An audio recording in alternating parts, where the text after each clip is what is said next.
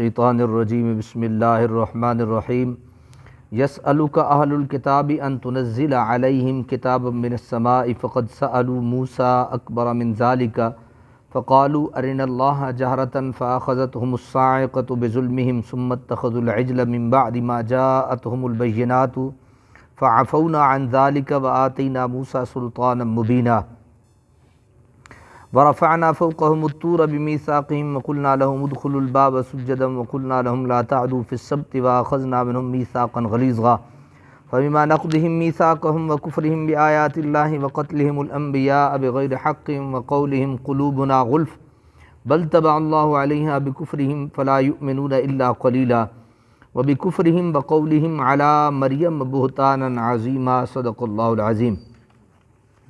آیت نمبر 152 سے لے کر 156 تک انشاءاللہ ہم سماعت کریں گے۔ یسألک اہل الکتاب، مطالبہ کرتے ہیں آپ سے اہل کتاب، کس چیز کا؟ ان تنزل علیہم کتابا من السماء، کہ آپ اتروا دیں ان پر کتاب آسمان سے۔ یہ اہل کتاب مطالبہ کر رہے ہیں کہ آپ اگر سچے ہیں تو ان کے لیے آسمان سے کتاب اتروا دیں۔ فقد سألوا موسیٰ اکبر من ذالک، وہ تو سوال کر چکے ہیں موسیٰ علیہ السلام سے اس سے بھی بڑی بات کا، یعنی یہ آپ سے چھوٹا سوال کر رہے ہیں اور موسیٰ سے انہوں نے بڑا سوال کیا۔ کیا؟ فقالوا، انہوں نے کہا تھا ارنا اللہ جہرتاً، کہ اے موسیٰ دکھاؤ ہمیں اللہ کھلم کھلا، یعنی ہماری آنکھوں کے سامنے ہمیں اللہ دکھاؤ۔ فَأَخَذَتْهُمُ الصَّاعِقَةُ بِظُلْمِهِمْ، انہیں بجلی کی کڑک نے ان کے ظلم کی وجہ سے پکڑ لیا تھا۔ ثُمَّ اتَّخَذُوا الْعِجْلَ مِن بَعْدِ مَا جَاءَتْهُمُ الْبَيِّنَاتُ، پھر بنا لیا انہوں نے بچھڑے کو اپنا معبود اس کے بعد جاءتہم البینات، کہ آ چکی تھی ان کے پاس کھلی دلیلیں۔ فعفونا عن ذلک، پھر بھی ہم نے بخش دیا ان کا یہ سنگین جرم، یعنی انہوں نے بہت بڑا جرم کیا تھا کہ انہوں نے یہ مانگ لیا تھا کہ ہمیں اللہ تعالیٰ کھلم کھلا دکھاؤ، تو ہم نے پھر بھی ان کا یہ جرم جو ہے وہ کیا کیا تھا؟ معاف کر دیا تھا۔ وَآتَيْنَا مُوسَىٰ سُلْطَانًا مُبِينًا، اور ہم نے عطا فرمایا موسیٰ کو واضح غلبہ۔ کعب بن اشرف یہودی چند اور یہودیوں کو ہمراہ لے کر بارگاہ نبوت میں حاضر ہوا اور آ کر کہنے لگا ہم آپ پر ایمان لانے کے لیے تیار ہیں، بس آپ ہماری ایک چھوٹی سی شرط پوری کر دیں۔ کعب بن اشرف آیا اور تھوڑے سے یہودی ساتھ ملائے اور رسول اللہ کے پاس کہ ہم آپ کی بات ماننے کے لیے تیار ہیں، لیکن ایک کام کریں، ہماری چھوٹی شرط پوری کر دیں۔ وہ کیا تھی؟ جیسے ہمارے پیغمبر موسیٰ پر لکھی لکھائی تورات آسمان سے اترتی تھی، آپ ایسی ہی کوئی کتاب اتروا دیں تو ہم آج ہی کلمہ پڑھ لیں گے۔ یہود کا یہ مطالبہ محض حجت بازی کے لیے تھا جس کے وہ عرصہ دراز سے خوگر تھے، اس لیے اللہ تعالیٰ اپنے محبوب کے تعجب کو دور کرنے کے لیے فرماتے ہیں کہ آپ اس پر حیران ہیں، یہ اپنے پیغمبر سے تو اس سے بڑی بات جو ہے وہ اور انوکھی فرمائش کر چکے ہیں۔ ان سے تو انہوں نے یہ مطالبہ کیا تھا ہمیں خدا کا بے پردہ دیدار کروا دو تب ایمان لائیں گے۔ اس گستاخی کی سزا انہیں یہ دی گئی کہ بجلی کی کڑک نے انہیں آ لیا تھا اور بجلی کی کڑک سے وہ تباہ و برباد ہو گئے تھے۔ ثم اتخذوا العجل من بعد ما جاءتهم البینات، ان کے پاس واضح دلیل آنے کے باوجود بھی انہوں نے بچھڑے کو کیا بنا لیا تھا؟ خدا بنا لیا تھا۔ ان کے حجت باز ہونے کا دوسرا واقعہ بیان فرمایا کہ موسیٰ علیہ السلام کی صداقت کے روشن معجزات آنکھوں سے مشاہدہ کرنے کے بعد جب سامری نے بچھڑا بنا کر انہیں کہا کہ تمہارا اصلی خدا تو یہ ہے، عقل کے دشمن اس مورت کی پرستش میں لگ گئے اور انہیں اتنا بھی یاد نہ رہا کہ کس ذات نے ان کے لیے سمندر میں خشک راستے بنا کر انہیں فرعون کی گرفت سے بچا لیا اور ان کے دشمن کو ان کی آنکھوں کے سامنے غرق کر دیا۔ جو اتنے کودن ہوں وہ اگر ایسے نامعقول مطالبات کریں تو اس میں کیا حیرت ہے؟ نیز جو تورات لکھی لکھائی ان پر اتاری گئی تھی اس کو انہوں نے کب مانا تھا؟ اتار جو دی اللہ نے وہ کب مانا ان کو؟ اب اگر کوئی ایسا صحیفہ آسمان سے اتارا جاتا تو ان کے ایمان لانے کی توقع کی جاتی۔ بھئی اگر وہ مان لیتے تو پھر یہ مطالبہ کرتے تو ہم چلیں، وہ بھی ان کا پورا کیا جا سکتا تھا۔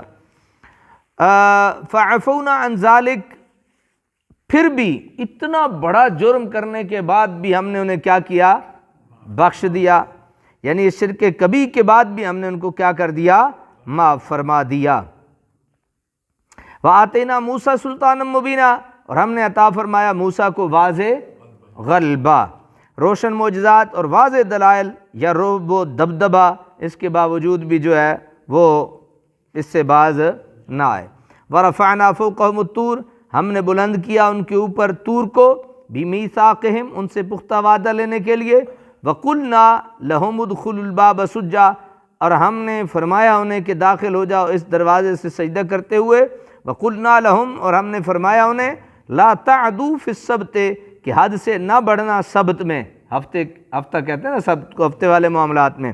وَأَخَذْنَا مِنْهُمْ مِيثَاقًا غَلِيظًا، اور ہم نے لیا تھا ان سے پختہ وعدہ، ان پر پھٹکار کی، پختہ وعدہ ان سے لیا۔ فَبِمَا نَقْضِهِمْ، ان پر پھٹکار کی وجہ یہ تھی کہ نَقْضِهِمْ مِيثَاقَهُمْ، کہ انہوں نے توڑ دیا اپنے وعدے کو، وَكُفْرِهِمْ بِآيَاتِ اللَّهِ، اور انہوں نے انکار کیا اللہ تعالیٰ کی آیتوں کا، وَقَتْلِهِمُ الْأَنْبِيَاءَ، اور انہوں نے قتل کیا انبیاء کو، بغیر حق، نہ حق، انہوں نے کیا کیا؟ نہ حق اللہ کے نبیوں کو قتل کیا۔ وَقَوْلِهِمْ قُلُوبُنَا غُلْفٌ، اور انہوں نے یہ گستاخانہ بات کہی کہ ہمارے دلوں پر غلاف چڑھے ہیں۔ با سببیت کے لیے ہے، فَبِمَا نَقْضِهِمْ، ٹھیک ہے نا، اس میں با کے معنی سببیت کے معنی میں دلالت کرتا ہے، ما زائدہ ہے اور تاکید کا فائدہ دیتا ہے، اور تقدیر عبارت یوں ہے، فَبِنَقْضِهِمْ مِيثَاقَهُمْ لَعَنَّا، یعنی انہوں نے پختہ وعدہ کیا کہ ہماری اطاعت و فرمانبرداری کریں گے، لیکن اس کے بعد اس کو توڑ دیا، یعنی وعدہ کرنے کے بعد انہوں نے کیا کیا؟ توڑ دیا۔ اسی وجہ سے ہم نے ان پر پھٹکار کی اور انہیں اپنے در رحمت سے کیا کر دیا؟ دور کیا۔ جو وعدہ کرتا ہے نا اور وعدہ کر کے توڑ دیتا ہے، اللہ اسے اپنی رحمت سے کیا کر دیتا ہے؟ دور کر دیتا ہے۔ ہم نے یہ وعدہ کیا ہے اپنے رب سے، جب ہمارے رب نے ہم سے پوچھا تھا، کیا پوچھا تھا؟ الستو بربکم، کیا میں تمہارا رب نہیں ہوں؟ تو ہم نے سب نے کیا کہا تھا؟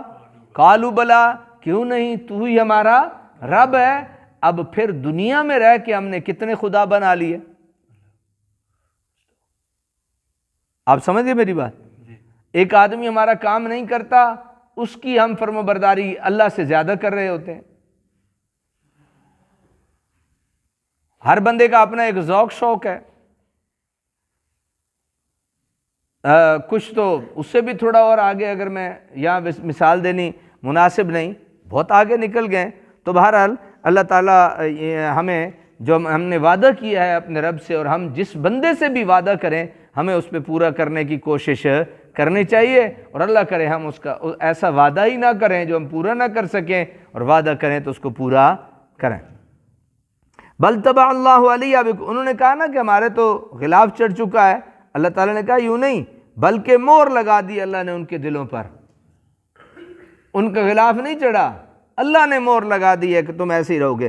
فلا یؤمنون الا قلیلا، اور بوجہ ان کے کفر کے سو وہ ایمان نہیں لائیں گے، یعنی انہوں نے جو کفر کیا نا اس وجہ سے وہ ایمان نہیں لائیں گے۔ الا قلیلا، مگر تھوڑی سی تعداد۔ وبکفرہم وقولہم علی مریم، ان کے کفر کے باعث اور مریم پر بہتان عظیم باندھنے کے باعث، وبکفرہم وقولہم علی مریم بہتانا عظیما، اور ان کے کفر کے باعث، ٹھیک ہے نا، وہ ایمان نہیں لائیں گے، کافر رہیں گے، اور مریم پر بہتان عظیم باندھنے کے باعث وہ کیا رہیں گے؟ کافر رہیں گے۔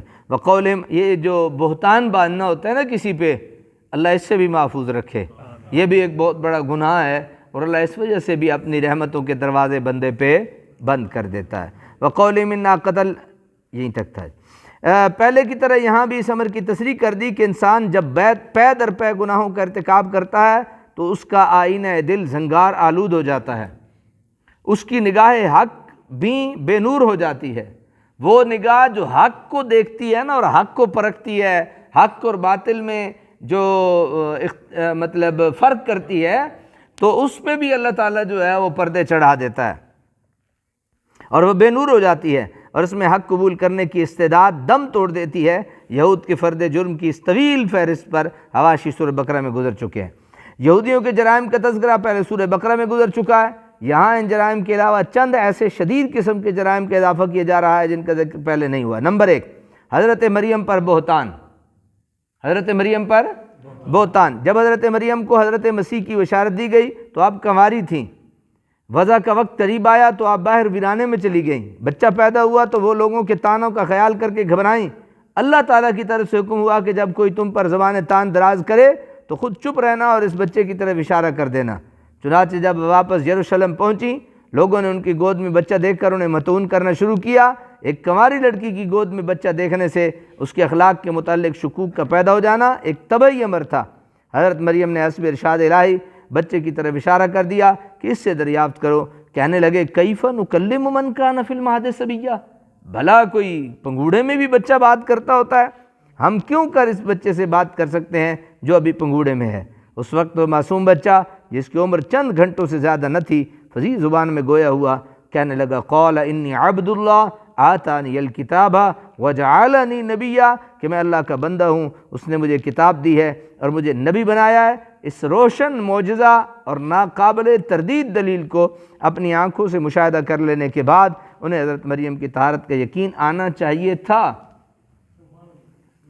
آخر وہ اہل کتاب تھے اور نبوت، وحی اور معجزات پر ان کا ایمان تھا، لیکن یوں جان لینے کے بعد پھر ان کا اس تقدس مآب خاتون پہ یہ تہمت لگانا بہتان عظیم نہیں تو اور کیا ہے۔ اللہ عمل کی توفیق عطا کرے۔